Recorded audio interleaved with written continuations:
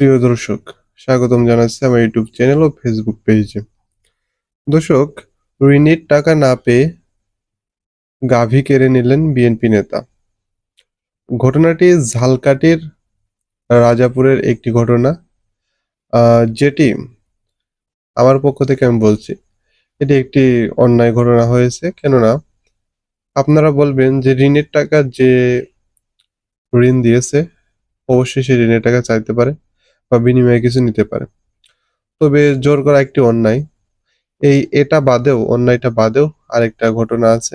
আপনার ভিডিওটি স্টিল দেখতে থাকুন, আমি আপনাদেরকে জানাচ্ছি। দর্শক,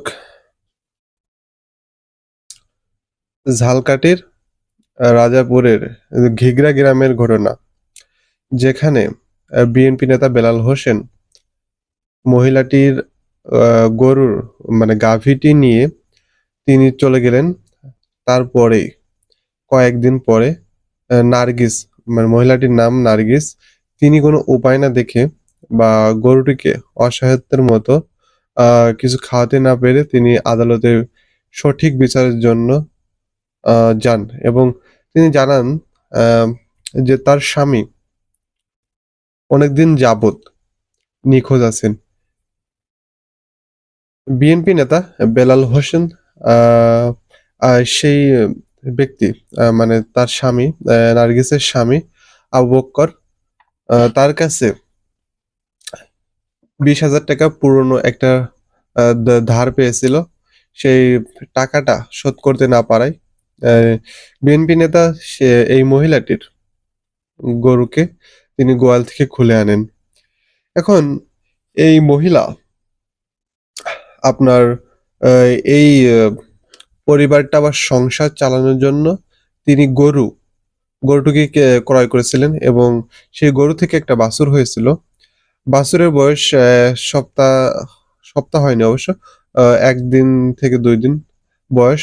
সেই সময় গরুটিকে নিয়ে চলে আসে এবং আপাতত 2-3 দিন হয়ে গেছে, মোট বাছুরের বয়স 5 দিন। সেখানে বাছুরটিকে খাওয়াতে না পারায় তিনি সে বাছুরকে নিয়ে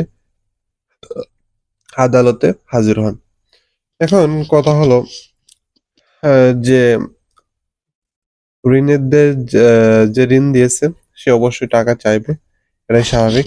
তবে একটা জিনিস, এখন যে সমাজে অধিকাংশ গ্রামের সমাজে আপনারা দেখবেন যে মহিলাদের বিয়ে হয়েছে, স্বামী ভালো না বা স্বামীর আহ, আচরণ ভালো না, তারা অশান্তি করে এখানে ওখানে চলে যায়। এখানে সেই ভোগ পাতে হয় কিন্তু এই মহিলাদেরকে, যার প্রকৃত একটি উদাহরণ এই নার্গিস। দেখতে পারলেন যে তার স্বামীর পুরনো 20,000 টাকা ঋণ না পেয়ে বেলাল হোসেন, ওয়ার্ড ওয়ার্ডের সভাপতি, তিনি এরকম একটি কাজ করে বসলেন। দর্শক, জেলা বিএনপির আহ্বায়ক মিজানুর রহমান তাকে এই বিষয়টি অবগত করা হলে তিনি বলেন যে তিনি এই বিষয়টি সরাসরি দেখেছেন।